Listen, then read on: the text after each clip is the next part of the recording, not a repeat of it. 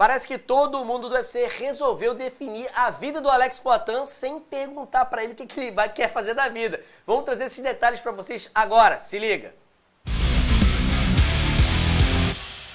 Fala galera, beleza? Sejam bem-vindos ao canal Contragolpe. Alex Poatan enfrentou Israel Adesanya no UFC 287 e acabou sendo derrotado por um nocaute no segundo round. Depois disso, todo mundo começou a pensar, e agora? Qual será o futuro do Poatan? Quem ele vai enfrentar? O que ele vai fazer da carreira dele? E parece que todo mundo tem uma resposta, e essa resposta não me parece serem boas pro Alex Poatan, né? O Israel Adesanya falou que ele não tem revanche imediata porque para ele o assunto está encerrado. Com 1-1 no MMA, tá? Ele falou que ele fez por merecer a disputa pelo cinturão, né? Que ele é uma revanche imediata, porque ele bateu todo mundo que tá no top da divisão e o Alex Poatan não fez isso. Então ele acha que o Alex Poatan tem que fazer uma ou duas lutas ali para poder voltar e fazer essa disputa pelo cinturão. E o Dana White parece que acompanha isso aí. Perguntado pro Dana White se ele vai ter uma trilogia, o Dana White falou assim, o Alex Poatan é um cara grande, né? Ouvi falar que ele vai subir de categoria e vai lá pros meio pesados. Então, dois caras já deram essa sinalização de que o Poatan não vai ter sua chance pelo cinturão. Mas ele não tendo, o Adesanya vai lutar contra quem? Essa categoria não tá tão simples assim também pro Adesanya arrumar adversário. E o grande problema que a gente tem aqui é que o mais interessado nisso tudo não fala nada, né? Ele deu uma declaração muito genérica, o Poatan foi questionado e falou, eu tenho que agora descansar, tive essa derrota aqui agora, e eu vou dar continuidade aos meus planos como eles estavam. Que planos? Né? Isso não foi divulgado ainda, a gente não sabe exatamente o que ele tinha na cabeça dele. Talvez ele já tinha definido que se ele perdesse essa luta, ele iria subir de categoria para o meio pesado. Pode ser que já tinha isso na cabeça dele, o próprio Dana White talvez já sabia isso de alguma forma, mas até agora ele não falou absolutamente nada. Então, eu realmente acho que seria sacanagem você não cogitar o Alex Poatan para uma revanche imediata. Tá? A gente já viu revanches imediatas muito, mas muito em situações aí. É bizarro o ponto de vista de mérito, né? Tipo assim, já teve revanches imediatas que você via que o cara que estava ali não merecia e mesmo assim ele teve. O Poatan pode não ter batido os melhores dessa categoria, ou lutado aí muito tempo dentro da categoria dos médios, dentro ainda do top 5. Mas o Poatan era o campeão da categoria. E a gente está falando aqui de uma trilogia. O Alex Poatan ganhou a primeira luta de forma legítima, perdeu a segunda de forma legítima. E como assim, Adesanya, tá tudo certo? Não tá empatado.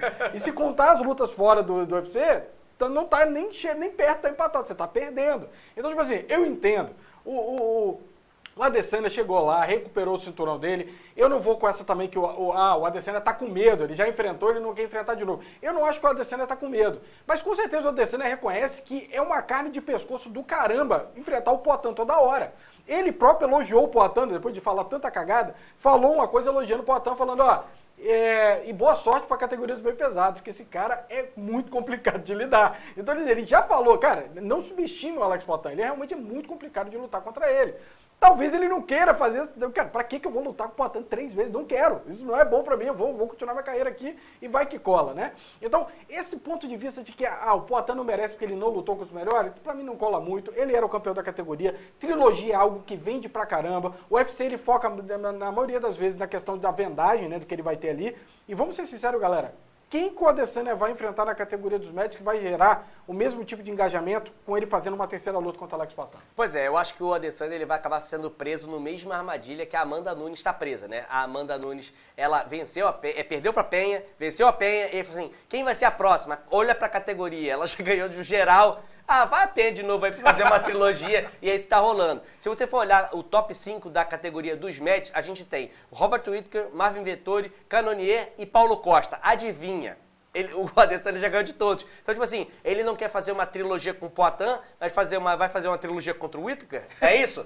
Sério, quem quer? Ele ganhou 2 vezes do Whittaker. Faz muito mais sentido se for por ponto de merecimento.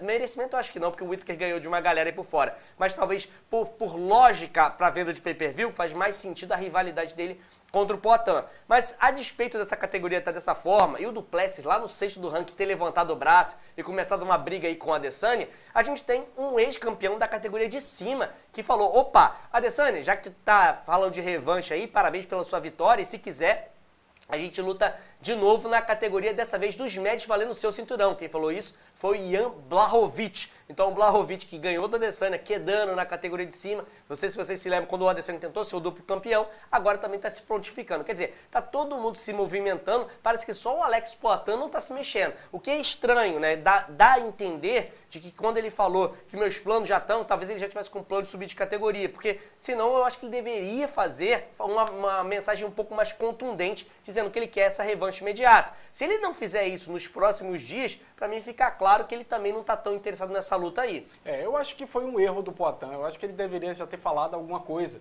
Porque, seja de subir de categoria, tá? Ou seja, porque ele quer revanche imediata. Porque a mídia impacta, gente. Essa pressão que a mídia, os fãs vão fazer em cima do UFC, quando o UFC ver esse engajamento, seja para ele subir de categoria, seja para ele ficar na categoria dos médios, vai ser importante para os planos dele darem certo. O fato dele ficar quieto, quando você fica quieto, alguém vai decidir por você. E geralmente essa decisão por você não vai ser a dos melhores interesses. Agora, vamos cogitar aqui as duas possibilidades.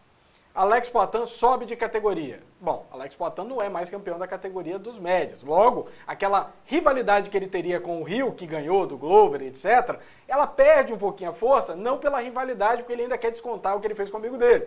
Mas ele não tem mais o cinturão em jogo. E a gente sempre sabe que na categoria dos meio pesados tem uma disputa pelo cinturão muito mais engajada. Você tem nomes ali que já estão ali, já quase que encaminhados para lutar pelo cinturão. A Kalaev, por exemplo, a gente vai ter a volta ali do Prohaska no final do ano, a gente tem o Rakit Blachowicz, tem uma galera ali que está todo mundo brigando para conseguir essa chance. Não está uma categoria tão estagnada quanto a categoria dos médios. Então, provavelmente ele vai subir, não vai conseguir uma chance imediata e vai ter que enfrentar uma galera que, além de ser mais pesada e bater mais forte, tem wrestling. Ou vocês acham que o Ankalaev vai querer trocar com o Poatan? Não vai. Então, esse é o cenário para ele na categoria dos meio pesados. Agora, na categoria dos médios, é o melhor dos cenários para ele, né? Pois é, na categoria dos médios, apesar de a gente ter ali o Vettori, que você vai falar, não, mas o Vettori é um quedador.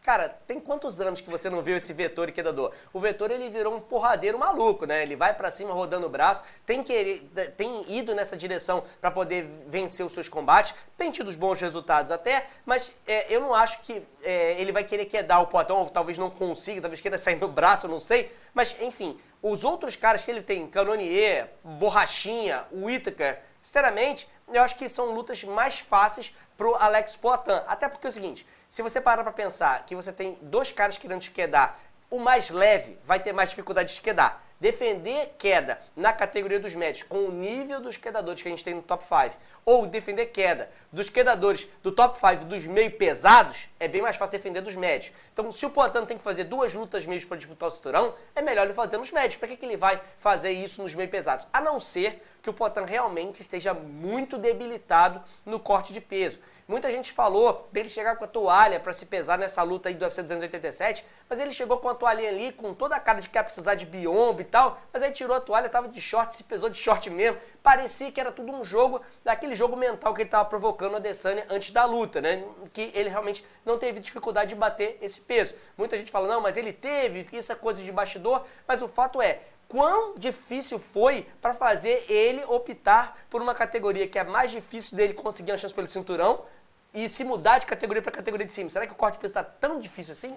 E lembrando que o outro ponto é, se ele vence qualquer um ali, o que o André falou, gente, qual que vai ser o argumento da Adesanya? Eu vou enfrentar um cara que eu já enfrentei uma vez, eu vou enfrentar esses caras que eu já bati, eu vou enfrentar o Duplessis que está lá em sexto do ranking?